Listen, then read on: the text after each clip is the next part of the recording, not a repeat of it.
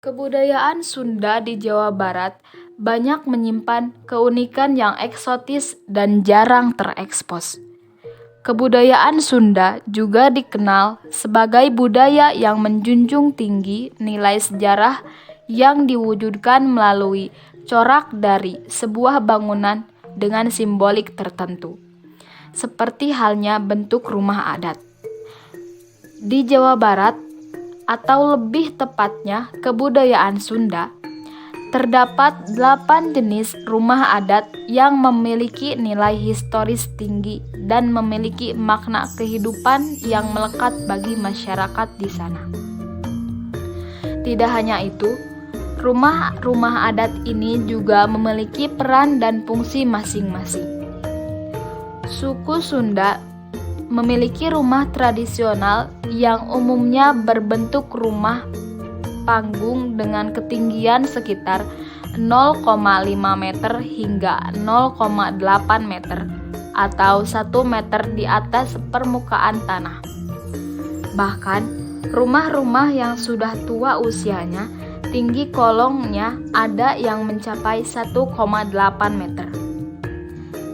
Dikutip dari buku Rumah Etnik Sunda 2013, karya Hendy Anwar dan Hafiz A. Nugraha, arsitek rumah Sunda dipengaruhi oleh tradisi atau adat istiadat. Rumah tradisional masyarakat Sunda yang berbentuk panggung memiliki arti bahwa rumah tidak boleh menempel ke tanah. Ini dilakukan untuk menghormati orang-orang yang sudah meninggal dunia. Adapun bahan bangunan rumah tradisional Sunda lebih banyak menggunakan bahan dari alam seperti kayu, bambu, ijuk, dan pelepah daun kelapa. Faktor adat istiadat juga mempengaruhi tatanan ruang rumah etnik Sunda. Di dalam rumah Sunda, terdapat perbedaan ruang berdasarkan fungsi dan pemakai, di mana area depan rumah seperti teras dan ruang tamu adalah wilayah laki-laki, sedangkan pawon atau dapur dan goah atau gudang gabah merupakan wilayah perempuan. Sementara ruang tengah bersifat netral, tempat berkumpul semua anggota keluarga.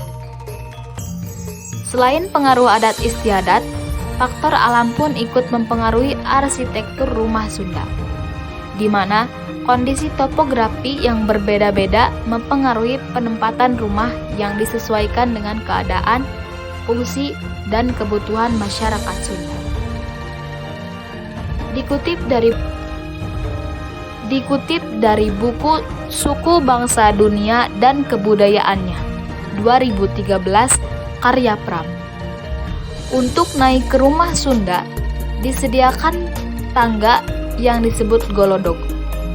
Tangga tersebut terbuat dari kayu atau bambu yang biasanya terdiri tidak lebih dari 3 anak tangga.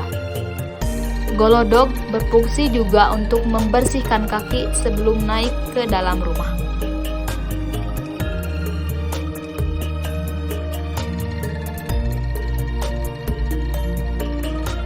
Rumah adat Sunda sebenarnya memiliki nama yang berbeda-beda, bergantung pada bentuk atap dan pintu rumahnya. Di antaranya, ada yang bernama Saung Ranggon, Imah Badaklai, Rumah Adat Kasepuhan, Imah Julang Ngapak, Imah Parahu Kumereb, Imah Tonggong Anjing, Imah Jolopong, dan Imah Capit Gunting.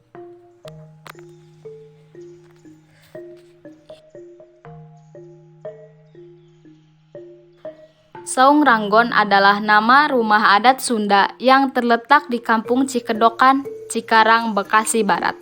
Saung Ranggon ini diperkirakan dibangun pada abad ke-16 oleh Pangeran Rangga, putra Pangeran Jayakarta, yang datang kemudian menetap pada daerah tersebut.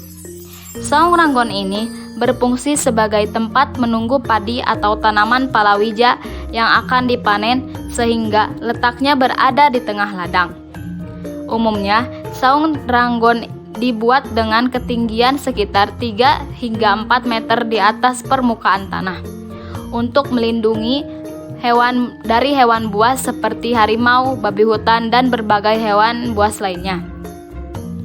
Saung Ranggon biasanya dibangun dengan luas 500 meter persegi yang menghadap ke selatan dan tangga pintu utama dengan 7 buah anak tangga. Sementara untuk bagian dalam merupakan ruang terbuka tanpa sekat pemisah di antara ruangan, meski memang hanya berbentuk seperti sebuah kamar. Rumah adat Jawa Barat ini juga memiliki dinding yang terbuat dari bilik atau bambu, rangka, tiang-tiang yang terbuat dari kayu, serta bagian bawah bangunan untuk menyimpan berbagai benda pusaka yang dibentuk seperti sumur dan sekelilingnya, ditambah dengan pagar besi setinggi 1,20 meter. Tujuan utama dari pembuatan bangunan ini adalah untuk tempat menyepi dan bersembunyi dari kejaran pihak Belanda, yang kemudian fungsinya berubah menjadi tempat menyimpan berbagai benda pusaka, dan sekarang bahkan dijadikan tempat ziarah bagi orang yang membutuhkan bantuan dalam menghadapi kenyataan hidup. Rumah adat Kasepuhan. Rumah tersebut biasa ditemukan di daerah Cirebon, Jawa Barat, dan diadopsi dari bentuk desain Keraton Kasepuhan Cirebon. Mulanya, desain tersebut dipopulerkan oleh Pangeran Cakrabuana yang memimpin Cirebon pada masa itu. Desain tersebut sangat populer sebagai desain rumah khas Cirebon, Jawa Barat. Secara desain, rumah adat Kasepuhan ini memiliki 4 unsur yang selalu dipakai oleh bangunan jenis ini. Yang pertama yaitu gerbang utama atau biasa disebut Kretek Pangrawit, yang artinya jembatan penghantar untuk menyambut tamu dan berfungsi untuk menyambut tamu yang akan memasuki rumah Kasepuhan tersebut. Unsur yang kedua adalah Pancaratna yang berbentuk bangunan 8x8 meter dengan atap yang disangga oleh 4 tiang atau saka guru, dan atapnya sendiri terbuat dari genteng tanah liat. Yang ketiga, di sebelah bangunan Pancaratna kita bisa melihat Pangrawit. Di halaman pertama, kita akan melewati 2 gapura yaitu Adi dan Benteng. Keempat, halaman kedua dibatasi oleh dinding batu bata. Untuk masuk ke halaman kedua, kita bisa melewati pintu gerbang yang bernama Regol dan Lonceng. Imah Togog Anjing. Imah Togog Anjing ini bisa diartikan sebagai seekor anjing yang sedang duduk. Desainnya sendiri memiliki suatu keunikan seperti yang terlihat pada bagian atap dari rumah ini yang memiliki 2 lapis. Atap yang atas berbentuk segitiga, lalu atap bawahnya menyambung dari atap atas dan menjorok sedikit pada bagian depan. Bagian atap bawah yang menjorok ke depan digunakan sebagai peneduh bagian teras depan. Jenis dari atap rumah ini juga disebut dengan sorondoy. Imah Jolopong merupakan rumah adat khas Sunda yang paling banyak ditemui di daerah pedesaan. Jenis rumah adat ini memiliki bentuk yang paling sederhana dibanding rumah adat lainnya. Atapnya memiliki bentuk seperti sebuah pelana yang memanjang. Dalam pembuatannya pun tidak membutuhkan material maupun pernak-pernik yang berlebihan, karena tidak ada lekukan rumit pada rumah adat Jolopong. Jolopong memiliki 2 bidang atap, yang keduanya dipisahkan oleh jalur suhunan di tengah bangunan rumah. Batang suhunan memiliki panjang yang sama dan sejajar dengan kedua sisi bawah bidang atap. Rumah adat Jolopong terdiri dari beberapa ruangan. Ruang depan disebut emper atau teras, kemudian tengah imah yaitu ruang tengah, ada juga pangkeng yaitu kamar dan dapur yang sering disebut dengan nama pawon. Di dalam rumah ini terdapat padaringan yang digunakan sebagai tempat untuk menyimpan beras.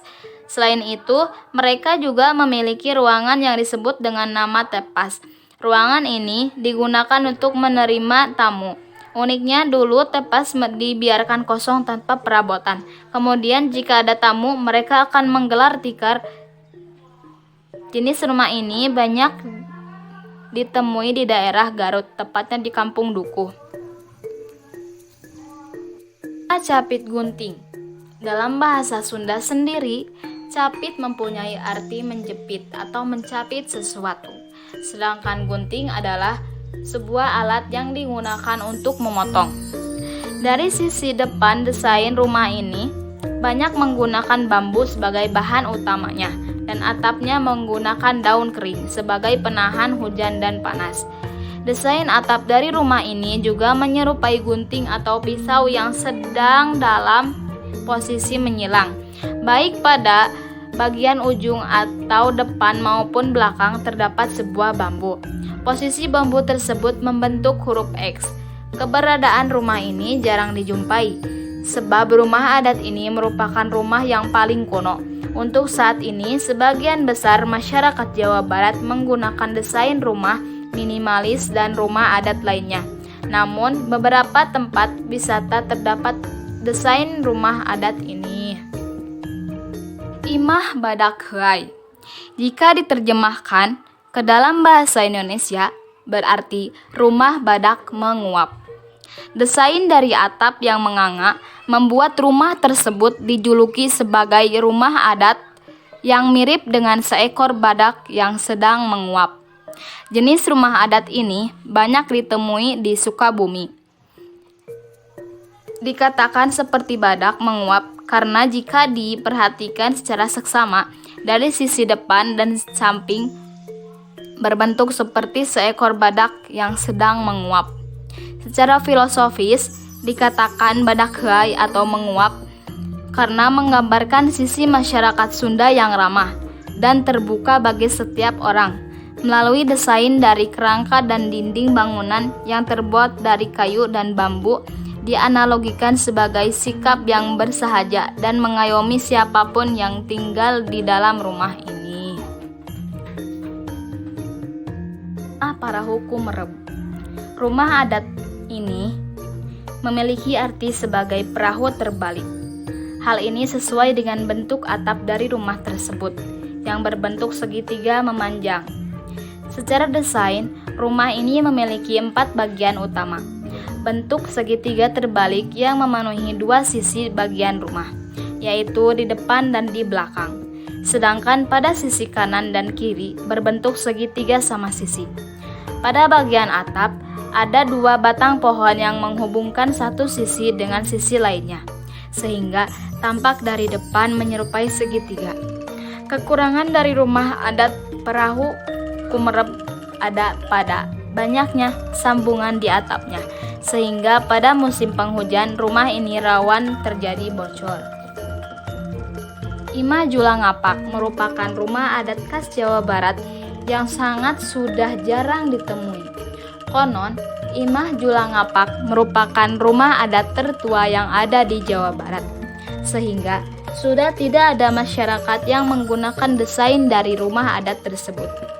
Desain atap rumahnya yang persis seperti seekor burung yang sedang mengepakkan sayapnya.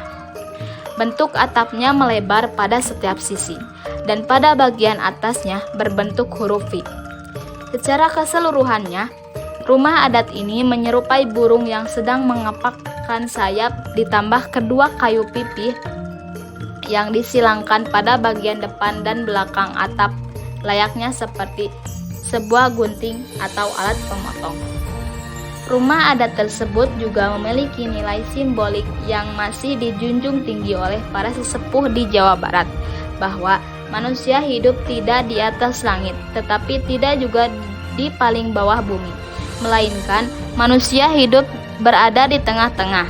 Oleh karena itu, manusia bisa melihat segala hal secara netral atau sebagai penengah yang direalisasikan dalam bentuk rumah adat Sunda yang berbentuk panggung.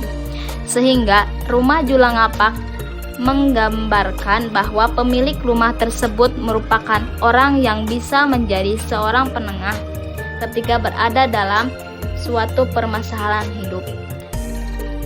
Rumah Julangapak juga biasa digunakan sebagai tempat ritual pertanian serentahun di tanah Pasundan, yaitu ritual seserahan kepada Tuhan dari hasil pertanian tahun ini sehingga hasil tani mendapat berkah dan diberi kelancaran dalam panen tahun depannya.